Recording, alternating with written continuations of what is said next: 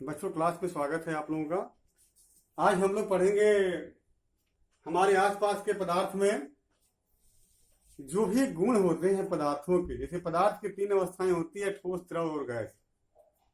तो ठोस, द्रव और गैस के क्या क्या गुण होते हैं उसको आज हम लोग स्टडी करेंगे। जैसे गुण में पहला है आकार। पहला क्या है?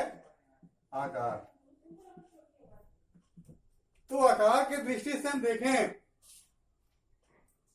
तो ठोस का जो आकार होता है वो निश्चित होता है। ठोस का आकार निश्चित होता है, द्रव का कोई भी आकार नहीं होता है। आपको बताया गया था कि द्रव को जिस बर्तन में हम रखते हैं वह उसी का आकार धारण कर लेता है, और गैस का भी कोई आकार नहीं होता है। आप लोगों को पता है कि गैस को जिस तरह के पात्र में भर देंगे उसी का आकार धारण कर लेगा। इस प्रकार से केवल ठोस का ही आकार निश्चित होता है, द्रव का और गैस का आकार निश्चित नहीं होता है।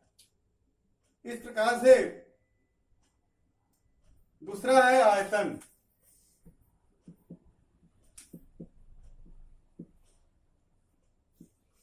आयतन की बात करें तो जो ठोस है उसका आयतन निश्चित होता है, जो द्रव है उसका भी आयतन निश्चित होता है, बट जो गैस है उसका आयतन निश्चित नहीं होता है। क्योंकि आपको बता दें, ठोस का आयतन हम निकाल सकते हैं। जैसे कहें कि एक ईंट है। ईंट क्या है? ठोस है। उसकी लंबाई, चौड़ाई, ऊंचाई तीनों है, तो हम आयतन निकाल सकते हैं। हम जानते हैं कि आयतन बराबर होता है लंबाई गुणे चौड़ाई गुणे ऊंचाई। हम निकाल सकते हैं आयतन।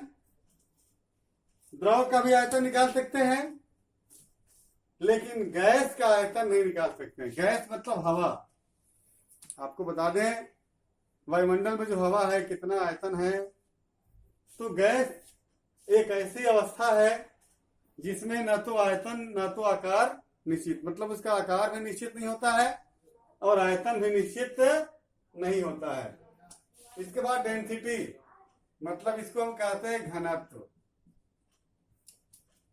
देखिए, घनत्व में क्या है? जो ठोस होते हैं, ठोस का घनत्व बहुत हाई होता है, बहुत ज्यादा होता है। आप कहोगे सर घनत्व क्या है?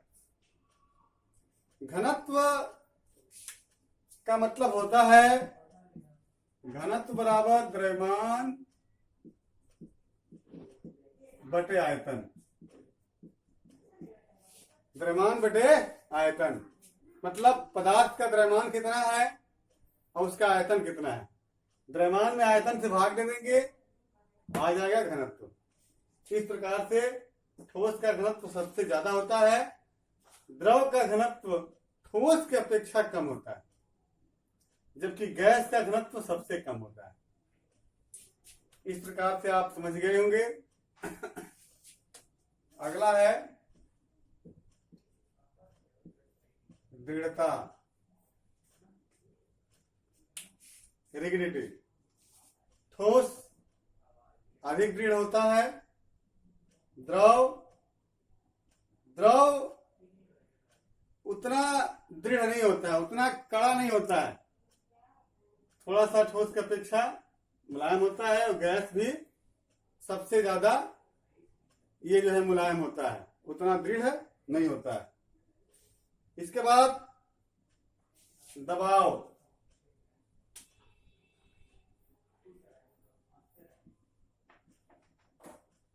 आपको पता है कि ठोस को बहुत कम दबा सकते हैं, द्रव को उससे थोड़ा ज्यादा दबा सकते हैं, और गैस को खास तौर से बहुत ज्यादा दबा सकते हैं। इस बात को पूरा आप समझते ही होंगे। गतिज ऊर्जा।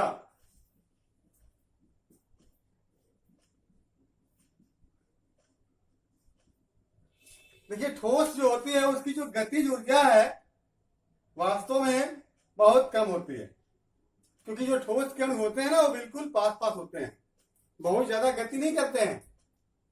और जो द्रव है उसकी गतिज ऊर्जा ठोस की अपेक्षा कुछ ज्यादा होती है, और गैस की गतिज ऊर्जा सबसे ज्यादा होती है, क्योंकि जो गैसों के जो अणु होते हैं वो काफी दूर दूर होते हैं और उनके जो गति का जो स्पीड है, वेग है अणुओं की, वो सबसे ज्यादा होती है।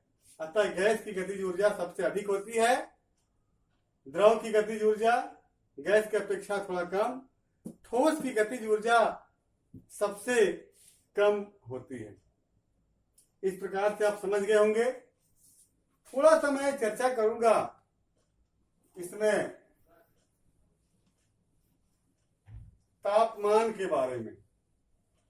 तापमान क्या है? देखिए, तापमान, ताप, इसका जो मात्रक होता है वो डिग्री सेल्सियस, केल्विन दोनों होता है, फ़ारेनहाइट भी होता है। आप लोगों के सिलेबस में आता है जैसे 27 डिग्री सेल्सियस को केल्विन में बदलना। तो किसी भी डिग्री सेल्सियस को यदि केल्विन में बदलना है तो आपको उसमें 273 ऐड कर देना है। 27 प्लस 273 कर देंगे, ये क्या बन जाएगा? ये केल्विन। जोड़िए, क्या आ गया? 300 केल्विन। और किसी केल्विन को यदि डिग्री सेल्सियस में बदलना है तो उसमें से 273 माइनस करना है। इतना आप लोग समझ गए होंगे। जैसे मान लीजिए कि 400 केल्विन है, इसको बनाना है डिग्री सेल्सियस में, तो 400 माइनस 273 करेंगे बराबर कितना डिग्री सेल्सियस आ जाएगा? ये 400 में से 273 घटाइए, 7 2